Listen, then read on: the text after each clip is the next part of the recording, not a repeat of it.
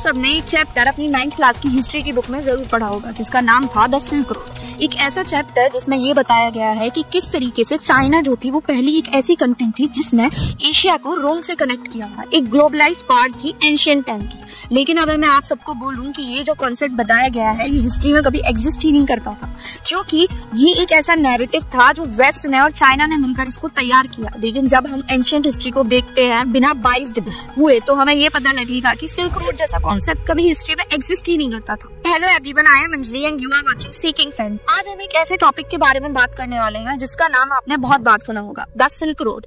School books में global media और China का ये एक मॉडर्न प्रोपेगेंडा है। सब एक ही कहानी के आसपास घूमते हैं, वो है द सिल्क रोड। एक ऐसा एंशिएंट चाइनीज ट्रेड हाईवे जो ये बोलता है कि चाइना जो है एंशिएंट टाइम में उसे रोम तक जोड़ती थी। असल हिस्ट्री का एक ऐसा पार्ट भी था जिससे शायद हम सब दूर रहे, हम में से किसी को नहीं पता एक ऐसा रोड एग्जिस्ट करता था जो सिल्क रोड से भी बड़ा था और उसका मालिक चाइना नहीं था। 2024 में एक बुक आई है जिसका नाम है द गोल्डन रोड। वो एक बेस्ट सेलर बुक रही है 2024 की, जिसमें इस इतिहास के बारे में बताया गया है। आज हम जिसे सिल्क रोड बोलते हैं वो एक्चुअली एक एंशिएंट कॉन्सेप्ट है। सिल्क रोड का नाम बेसिकली 1877 में आया जब जर्मन जियोग्राफर बैरन वो रिचहोफन ने चाइना पर जियोलॉजिकल सर्वे किया। उसमें उन्हें पता चला कि वहां से एक रेलवे लाइन निकलनी चाहिए। तो बेसिकली उनका एक ये इमेजिनेशन था जिसको उन्होंने बाद में नाम दे दिया द सिल्क रोड। लेकिन असल में ऐसा कुछ एग्जिस्ट नहीं करता था। लेकिन पहली बार जब नाम आया था वो 1877 में इसी दौरान आया। तो जब कॉन्सेप्ट ही 1877 में आया है तो ये बात तो सिंपल सी है कि ये कॉन्सेप्ट जो था कभी से एंशिएंट कॉन्सेप्ट नहीं था।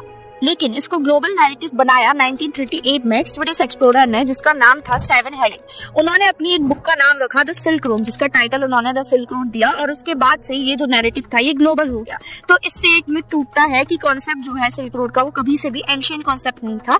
ये 19th सेंचुरी के यूरोपियन इमेजिनेशन का हिस्सा था। जो बुक है द गोल्डन रोड उसमें लिखा गया है कि 256 BC से लेकर 1200 CE के बीच में सबसे बड़ा, रिचेस्ट और वाइडेस्ट जो ट्रेड नेटवर्क था वो था इंडिया का गोल्डन रोड। वो सिल्क रोड नहीं था, वो इंडिया का एक गोल्डन रोड था जिस रोड पे इंडिया और रोम से रिलेटेड ट्रेड होते थे, आयुर्वेदा, एस्ट्रोनॉमी, मैथमेटिक्स के एक्सचेंज होते थे, बुद्धिज्म का स्प्रेड भी यहीं से हुआ और संस्कृत का एक्सपेंशन जो है अफगानिस्तान से लेकर जावा तक पहुंचा। संस्कृत उस वक्त की एशिया की जो थी वो लिंगुआ फ्रैंका बन चुकी थी। पॉलक ने भी लिखा है कि बाली, थाईलैंड, कंबोडिया, वियतनाम, हर जगह संस्कृत पॉलिटिकल और एक कल्चरल पावर का सिंबल बन चुकी। ये सब चाइना के सिल्क रोड नैरेटिव में कहीं नहीं दिखा। तो इससे ये चीज तो प्रूफ होती है कि सिल्क रोड जो है कोई एंशिएंट कॉन्सेप्ट तो नहीं था।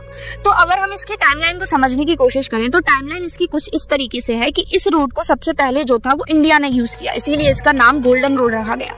इंडिया उस टाइम का सबसे बड़ा इंपोर्टर और एक्सपोर्टर था। इंडिया रोम से गोल्ड इंपोर्ट करता था और उसके बदले इंडिया से रॉ मटेरियल जो है रोम से होते हुए मेडिटेरियन तक जाता था, जिसमें बहुत सारी चीजें होती थी, जैसे कि इंडिया का डायमंड हो गया, स्पाइसेस हो गई, जिसमें ब्लैक पेपर सबसे ज्यादा फेमस था और उसके अलावा और भी रॉ मटेरियल था जो यहाँ से रोम तक जाता था। तो इससे ये चीज तो प्रूफ होती है कि जो कॉन्सेप्ट है सिल्क रोड का वो कभी से एंशिएंट नहीं था, क्योंकि चाइना और रोम के बीच में कभी भी डायरेक्ट ट्रेड नहीं था। अगर हम इसकी टाइमलाइन को समझने की कोशिश करें तो जो ट्रेड रहा है वो हमेशा से रोम और इंडिया के बीच में रहा है, क्योंकि इंडिया पहला ऐसा कंट्री था जिसने इस रूट को यूज किया था, क्योंकि इंडिया उस टाइम पे सबसे बड़ा इंपोर्टर और एक्सपोर्टर था। और उसके बाद अगर ये एरिया किसी ने यूज किया है या कनकर किया था वो 13वीं सेंचुरी के बाद मंगोल्स ने किया था। और ये वही टाइम था जब सबसे पहली बार इस रोड को बहुत अच्छी तरीके से डेवलप किया गया था और इसी टाइम पे सबसे पहली बार चाइना के जिनजियांग प्रोविंस को कनेक्ट किया गया था डायरेक्टली रोम से।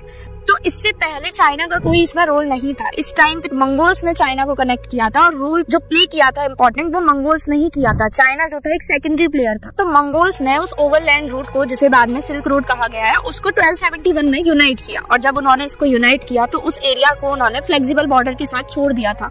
मतलब बॉर्डर इतने पोरस थे, लचीले थे कि लोग आ जा सकते थे। और यहीं पे सबसे पहली बार ग्लोबलाइज्ड टर्म का इसी रिलेशन में यूज किया जाता है, क्योंकि यहाँ पे सबसे पहली बार मार्को पोलो थे जो इस रूट पर चल के आए थे। लेकिन मार्को पोलो ने खुद ने कभी भी सिल्क रोड का यूज नहीं किया, ये टर्म का यूज कभी भी नहीं हुआ। तो बेसिकली ये जो चाइनीज वर्जन है सिल्क रोड का, जिसे आज सिल्क रोड चाइना बोलता है, ये मंगोल्स का बनाया हुआ नेटवर्क था। और मंगोल से पहले भी जो इस नेटवर्क को यूज करते थे वो इंडिया थे और ये गोल्डन रोड था जो बाद में अब चाइनीज के नाम से जाना जाता है। स्कूल बुक्स के हिसाब से ये बोला जाता है कि चाइना और रोम का एक डायरेक्ट ट्रेड था, लेकिन असल में ऐसा कभी था ही नहीं, क्योंकि बहुत सारे रोम्स के राइटर्स ने ये लिखा है कि सिल्क जो है वो पेड़ पे उगती है, ऐसा इस बुक में लिखा गया है।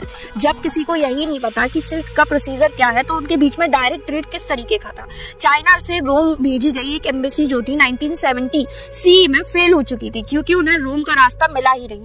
चाइनीज गुड जो थे वो मोस्टली अगर जाते भी थी तो इंडियन पोर्ट्स पर होके जाते थे, और उस टाइम पे जो सबसे ज्यादा डिमांड थी वो हमेशा से इंडिया की ब्लैक पेपर्स, डायमंड्स और बाकी रॉ मटेरियल की रही है। सिल्क की कभी भी एग्जैक्ट इतनी ज्यादा डिमांड नहीं थी। इवन जो लोग वो सिल्क यूज करते थे वो कोरस सिल्क होती थी, उनको चाइनीज सिल्क के बारे में तो पता ही नहीं था। रोम के मैनुअल्स में इंडियन पोर्ट्स का बहुत बड़ा डिस्क्रिप्शन है, लेकिन चाइनीज पोर्ट का कोई भी डिस्क्रिप्शन नहीं है। इंडिया में 10,000 से ज्यादा रोमन कॉइन्स मिलते हैं, लेकिन चाइना में सिर्फ 16 कॉइन्स है एक छोटे से होड़ में। तो ये सब एक ही डायरेक्शन की तरफ पॉइंट करते हैं कि रोम जो है वो चाइना का कभी मेन पार्टनर था ही नहीं। ये इंडिया था जिसका रोम हमेशा से मेन पार्टनर रहा है, क्योंकि इंडिया ही था जिसने गोल्डन रूट के थ्रू अपना एक ट्रेड नेटवर्क सेटअप किया था, एशिया से लेके रोम से लेके मेडिटेरियन तक। और जो गुड्स का मेजर फ्लो था वो हमेशा से इंडिया टू रोम रहा है, ना कि चाइना टू रोम। तो गोल्डन रोड क्या था? गोल्डन रोड एक बहुत बड़ा ट्रेड नेटवर्क था, वास्ट नेटवर्क था, जो सी और लैंड बेस्ड दोनों था, जिसने इंडिया को कनेक्ट किया था पर्शियन गल्फ से होते हुए रेड सी से होते हुए मेडिटेरियन तक। उसके बाद साउथ ईस्ट एशिया में इसको कनेक्ट किया था जावा, थाईलैंड, कंबोडिया, वियतनाम और साउथ चाइना सी से। तो ये हुआ कब था? ये बेसिकली जब हुआ था जब नॉर्थ में मंगोल्स ने पूरे एरिया को, जो पुराना गोल्डन रूट था जो रोम से कनेक्ट होता था, उसको पूरी तरीके से अपने हिस्से में ले लिया था, पूरी तरीके से कंकर कर लिया था। और क्योंकि इंडिया के वहां हॉस्टाइल बाउंड्रीज थे, तो इंडिया कभी भी उस ट्रेड रूट का नेटवर्क का यूज नहीं कर पाया 13वीं सेंचुरी के बाद, जब पैक्स मंगोलिका बन गया। ये वही टाइम था जब इंडिया ने अपनी मैरीटाइम एक्टिविटीज को एक्टिवेट किया और इंडिया ने अपना रुख बदल लिया साउथ ईस्ट एशिया की तरफ, और यहाँ से अपना ट्रेड जो है वो चालू किया। अब इंडिया जो इम्पोर्ट करता था गोल्ड को वो साउथ ईस्ट एशिया से करता था, और अपने सारा एक्सपोर्ट जो है वो साउथ ईस्ट एशिया में करता था। वहाँ जो नॉर्थ का ट्रेड रूट था वो अब डिस्कनेक्ट हो चुका था, क्योंकि वहाँ मंगोल्स आ चुके थे। ये चीज क्या दिखाती है? ये दिखाती है कि इंडिया जो था बहुत ज्यादा पावरफुल सिविलाइजेशन थी एंशिएंट टाइम में, जिसने ट्रेड नेटवर्क्स के थ्रू अपनी जीडीपी को काफी ज्यादा स्ट्रॉन्ग कर रखा था, और ये जीडीपी जो है उसने मेंटेन भी करी है। अगर आप एंगस मेडिसन की थीसिस को देखेंगे तो उन्होंने कंपैरिजन भी किया है, दिखाया है चार्ट में कि किस तरीके से India, China, Italy, west Europe, इन सबकी जीडीपी जो थी वो किस तरीके से इंडिया की जीडीपी से काफी ज्यादा कम थी। इवन पॉपुलेशन जो थी वो इंडिया की उस टाइम पे सबसे ज्यादा हाईएस्ट थी, और जीडीपी भी हाईएस्ट थी। तो इससे ये शो होता है कि इंडिया जो था एंशिएंट टाइम में बहुत ज्यादा स्ट्रॉन्ग सिविलाइजेशन थी, उसके बराबर और कोई सिविलाइजेशन थी ही नहीं, वो फिर चाइना ही क्यों ना हो। तो ये सिल्क रोड का कॉन्सेप्ट, ये जो नैरेटिव है, ये काफी ज्यादा मॉडर्न नैरेटिव है, जिसको अपनी तरीके से यूटिलाइज करने के लिए कंट्रीज ने सेट किया हुआ है। लेकिन जी जिनपिंग ने BRI लॉन्च कर दिया न्यू सिल्क रोड बोलकर। जब मॉडर्न चाइना ने इस मुद्दे को ऑफिशियली अपने फॉरेन पॉलिसी का हिस्सा बना लिया, तो ग्लोबली ये नैरेटिव और ज्यादा स्ट्रॉन्ग बन गया, और इंडिया ने इसका कभी काउंटर किया ही नहीं, क्योंकि रियल हिस्ट्री किसी को अभी तक पता ही नहीं थी आखिर असल में एंशिएंट टाइम में इंडिया जो था वो किस तरीके से एक सुपर पावर था। आप में से बहुत सारे लोग ये सोचेंगे कि इतना इंपॉर्टेंट क्यों है, सिल्क रोड था या गोल्डन रोड था या मंगोल्स थे, इससे फर्क क्या पड़ता है? इससे बहुत फर्क पड़ता है। ये सिर्फ हिस्ट्री की डिबेट का हिस्सा नहीं है, ये एक जियो स्ट्रेटेजिक नैरेटिव है, जिसकी वजह से चाइना जो है उसे यूज कर रहा है, और ये बोलता है कि चाइना सिल्क रोड का ओनर है और उसने पूरे वर्ल्ड ऑर्डर को रीशेप किया इसी के बेसिस पे, इस नैरेटिव सेट के बेसिस पे। तो इंडिया ऐसा क्यों नहीं कर सकता, जबकि इंडिया का गोल्डन रूट तो रियलिटी में एग्जिस्ट करता था। वो सबसे बड़ी सॉफ्ट पावर बन सकता है, historical legitimacy of foreign policy को स्ट्रेंथन कर सकता है। इंडिया को अपना नैरेटिव जो है वो करना चाहिए और करना पड़ेगा, वरना ग्लोबल स्टेज पर चाइना का इन्वेंटेड हिस्ट्री हमेशा से डोमिनेट करेगी, जो इतने टाइम से डोमिनेट करती आ रही है। और ये सिर्फ ग्लोबल नैरेटिव सेट नहीं है, ये एक तरीके से इंडियंस में भी एक नैरेटिव सेट है कि सिल्क रोड ही था, क्योंकि हमारी हिस्ट्री की किताबों में हमें वही पढ़ाया गया है। लेकिन ये आधी हिस्ट्री है, असल हिस्ट्री कुछ और है, और अब समय आ चुका है कि अब हम उस हिस्ट्री को माने जहाँ इंडिया ने रूल किया था और इंडिया का गोल्डन रोड था, ना कि चाइना का सिल्क रोड जो एग्जिस्ट करता था।